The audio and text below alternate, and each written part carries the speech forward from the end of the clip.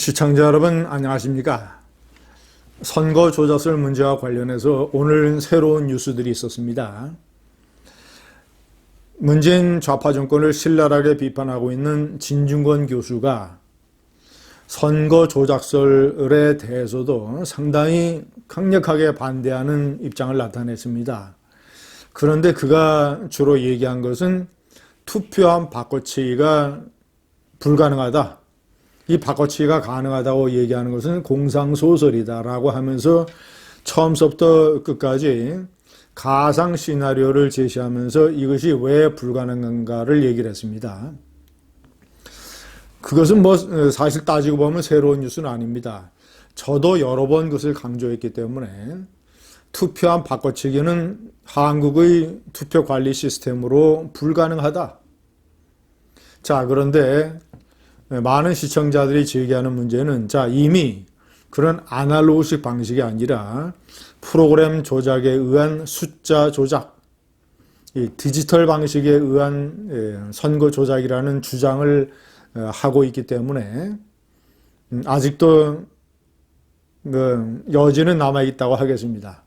자, 두 번째 뉴스는 인천 연수구에 이어서 경기도 부천구에서 증거 보전 신청을 받아들였습니다. 자, 그러면 두 군데에서 소송이 제기돼서 대법원이 결정을 하면 최소한 두 군데에서 재검표가 이루어지게 됩니다. 한 군데만 해도 충분하지만 두 군데를 하게 되면 보다 더 확실하게 조작설 여부에 관한 진실이 가려지게 됩니다. 저의 입장은 그렇습니다. 재검표 많으면 많을수록 좋다. 제가 말씀드렸죠. 재검표를 하면 프로그램 조작에 의한 이 사전 투표 문제, 이 선거 조작도 전부 다 진실이 드러나게 되어 있다. 재검표 얼마든지 하자. 두 번째, 재검표 결과 선거 부정이라는 것이 밝혀지게 되면 그때는 이 정권이 뒤집어지는 일이 나타날 것이다. 광화문을 메우는 수십만 인파, 이들뿐만 아니라 윤석열의 검찰이 대대적인 수사에 들어갈 것이다. 선거 부정이라면, 자, 그러면 문재인 정권은 거꾸로질지도 모른다. 그리고 김진, 선거 부정이 없다고 주장을 해온 김진은 거기에 상응하는 시청자들이 납득하는 무거운 책임을 질 것이다. 저는 책임질 겁니다. 반대로 선거 부정이 없었던 것으로 드러나면 이제 사전 조작설을 믿었던 많은 분들은 그 가설을 빨리 잊고 이제는 그 문제에서 떠나서 우파가 혁신하고 우파가 단결을 해서 2022년 대통령 선거에 도전하는 그런 길에 동참해야 된다라는 것입니다. 제가 오늘은 재검표를 기다리면서, 그런데 최소한 한 달여의 시간이 걸리기 때문에 계속 아마도 선거 조작 문제는 불거질 것입니다. 제가 많은 분들이 제기하는 문제, 김진은 선거 취재 경험, 정치부 기자의 경험 이런 것들이 많지만 통계학, 컴퓨터 분야는 잘 모르지 않느냐. 그러니까 프로그램 조작설에 관한 설명이 부족하다. 이런 얘기 안 했습니까? 근데 제가 사실은 이 선거 조작설 초기에 중요한 것은 다 몇 번 말씀드렸습니다. 63대 36이라는 숫자, 그거 로또 아니다. 충분히 일어날 수 있는 숫자다. 0.39? 그것도 기적이나 조작이 아니다. 충분히 발생할 수 있는 숫자다. 이런 얘기 제가 전부 다 드렸었습니다. 제가 오늘은 그것을 좀 더 입증할 수 있는 몇 가지 사례를 말씀드리겠습니다. 자, 사전투표, 서울, 인천, 경기의 사전투표 결과, 민주당이 63, 통합당이 36%. 그러니까 민주당과 통합당의 두 개만 단순하게 비교했을 때 서울, 인천, 경기가 63대 36, 소수점 이하는 틀립니다만은 어쨌거나 63대 36으로 똑같다라는 주장 아니었습니까? 그런데 제가 카톡방에 올라온 한 자료를 보니까 이것이 19대 대통령 선거, 바로 3년 전에 있었던 19대 대통령 선거와 8년 전에 있었던 19대 총선의 비례대표 선거 결과도 똑같이 소수점을 제외하면 똑같이 다 맞았습니다. 이 표입니다. 이 표, 카톡방에 누군가가 올려놓은 이 표. 제가 신빙성을 확인하기 위해서 중앙선관위원회 선거 시스템에 들어가서 각종 통계 숫자, 이 숫자를 전부 다 확인했습니다. 100% 진실이었습니다. 제가 일일이 계산기로 다시 한번 퍼센테이지를 다시 다 내봤습니다. 100% 진실이었습니다. 19대 대통령 선거 때 서울, 인천, 경기 문재인 후보와 홍준표 후보의 득표를 비교하면 677대 33으로 다 똑같습니다.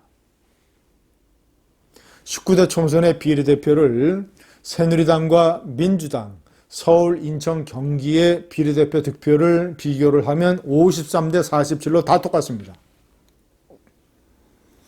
63대 36이 이번 21대 총선의 사전투표 서울, 인천, 경기 이것이 조작을 의심할 수 있는 아주 개연성 있는 흔히 무슨 통계학자들이다 전문가들이 무슨 벼락 맞을 확률이다 로또 맞을 확률이다 이렇게 주장을 한 것 그것이 과거 선거에서 두 차례나 최근의 선거에서 두 차례나 다 똑같이 발생을 했습니다.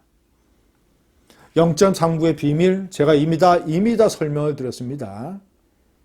자기가 지지하는 A라는 후보에 대해서 사전투표를 하고 싶은 사람이 관외냐 관내냐 이 비율은 B라는 후보에 대해서도 똑같을 가능성이 대단히 높다.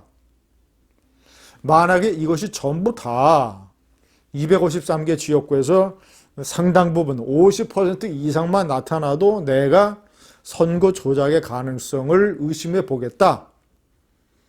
그런데 겨우 11군데, 11곳, 0.39 소수점 이하는 다릅니다.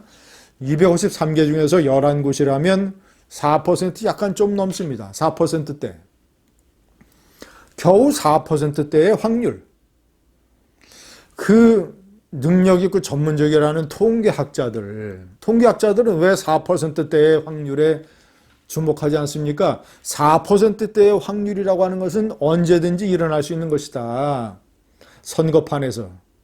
미국의 월터 미베인 교수가 최근에 한국의 선거 부정을 주장을 했던데 저는 이 사람 아주 무책임하고 부실한 사람이라고 봅니다. 선거 조작 결과 민주당 후보 9명이 혜택을 받았다. 결과가 뒤집어졌다. 그런데 미래통합당 후보 6명도 혜택을 받았다. 결과가 뒤집어졌다. 어떤 바보 같은 정권이, 어떤 정신 나간 정권이 자신과 싸우는 야당의 후보들이 혜택을 받기 위해서 야당 후보들을 위해서 선거 결과가 뒤집어지도록 선거 조작을 하는 사람들이 어디에 있겠습니까? 그가 제공받았다는 일본에 있는 한국인 교수로부터 제공받았다는 자료도 제가 믿을 수 없고 그리고 무슨 7%에 해당되는 백수십만 표가 부정입니까? 무슨 증거로 무슨 근거로 그거를 그런 식으로 얘기를 합니까? 한국 사람들 대한민국 국민과 대한민국을 얼마나 우습게 보면 그 교수가 저런 식의 논문과 발표를 쉽게 해야 되겠습니까?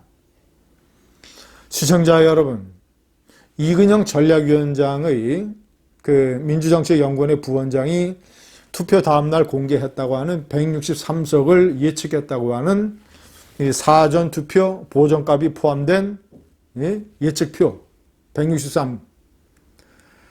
선거 조작의 증거라면 왜 이근영이는 2석을 틀렸습니까? 그러면 조작을 다 했는데 2석이 다 바뀐 것 아닙니까? 전체 163은 맞았지만 사전투표 보정값이라고 하는 것은 사전투표 4, 5일 전에 있었던 사전투표의 결과도 민주정책연구원에서 다 여론조사를 해서 이미 그 결과를 대충 알고 있었다. 그래서 그거를 사전투표 보정값을 다 이쪽 우리가 여론조사 당일 투표에 예상되는 여론조사 값에 다 보정을 해서 163이라는 것을 계산에 전망하고 있었다. 이런 얘기 아닙니까? 이런 판세 분석은 정당도 하고 언론사도 하고 여론조사 기관도 하고 여론조사 기관 정당 신문사 중에서 총선 결과 전체 숫자를 알아맞추는 데는 많습니다. 과거 선거에서도 많습니다. 이근영 부위원장은 과거 민주당 선거에서 152석도 알아맞혔다고 중앙일보가 보도했습니다. 그 사람들이 능력이 있는 겁니다. 능력이. 미래통합당의 여의도 연구원은 김세현 같은 사람이 오랫동안 여의도 연구원장을 틀어주고 이 당의 존재자체가 민폐라는 사람, 좀비정당이라는 사람이 여의도 연구원장을 틀어주고 있었으니까 무슨 이런 민주당과 경쟁할 수 있는 아이디어나 능력이 나오겠습니까? 그런 면에서 이근영이는 선거 전략에 관한 수재입니다. 수재.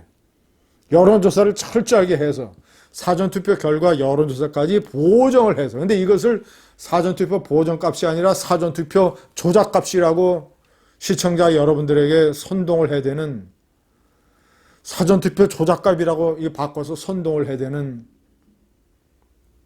사람들이 있습니다. 시청자 여러분, 마지막으로 미국의 2000년 선거, 2000년 대통령 선거, 제가 당시 워싱턴 특파원이었습니다. 조지 W. 부시와 엘 고어가 맞붙었던 대통령 선거 때 마지막 플로리다 표만 누가 가지고 가면 대통령이 될 수 있는 거였습니다. 워낙 박빙의 승부였기 때문에. 그런데 플로리다의 인구 중에서 유효표가 580만 표. 어마어마하게 거대한 표죠. 580만 표. 580만 표 중에서 재검표를 해서 그 격차가 점점 좁혀졌습니다. 왜냐하면 미국은 그때 당시에 투표용지에 구멍을 뚫는 펀치형 투표지를 사용을 했기 때문에 노인들이 구멍을 잘못 뚫으면 이것을 전자개표기가 잘 못 읽습니다. 그래서 수검표 작업을 다시 전부 다 했어야 됐습니다. 537표까지 줄어들었습니다. 그런데 대법원에서 그거를 인정을 하고 조지 W. 부시의 승리를 선언을 했습니다. 다시 재검표를 해야 된다는 주장을 받아들이지 않고 580만 표 중에서 537표 차이는 만 표 중에서 한 표 차이입니다. 만 표 중에서 한 표 차이. 만분의 1. 만 표 중에서 한 표 차이로, 그 한 표 차이로 미국의 대통령이 바뀌었습니다. 선거란 이런 것입니다. 흔히 얘기하는 문세표. 국회의원 유권자 그 수만 표 중에서 3표 차이로 당락이 갈립니다. 지난번 미래통합당 서초을 경선에서는 1차 경선에서 소수점 이하까지 똑같았습니다. 선거는 이런 겁니다. 선거는 아무도 모릅니다.